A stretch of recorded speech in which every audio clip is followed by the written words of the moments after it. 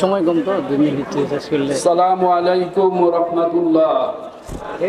নাহমাদুহু ওয়া নুসাল্লি আলা রাসূলিহিল কারীম, আম্মা বাদ। আদর্শবান যুবকরা জাগলে বাংলাদেশ জাগবে।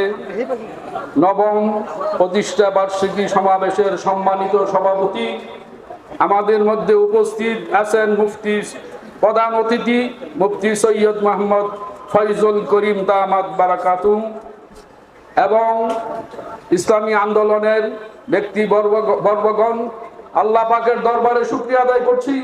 আল্লাহ পাক আমাদেরকে উক্ত মহতী সমাবেশে উপস্থিত হওয়ার তৌফিক দান করছেন, আলহামদুলিল্লাহ।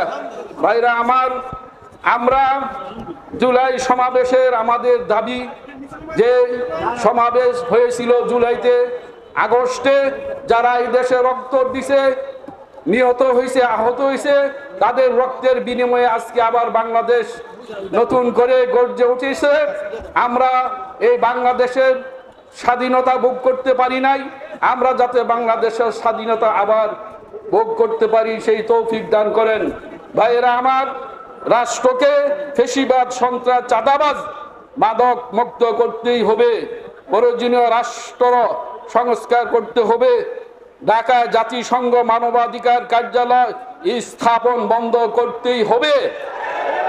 যৌনকর্মীদের প্রণোদনা বন্ধ করে পুনর্বাসন করতে হবে। এই দেশে ইসলাম আছে, থাকবে।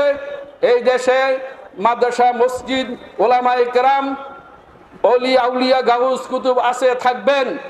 এই বাংলার মাটিতে জাতিসংঘের মানবাধিকার স্থাপন করতে পারবে না।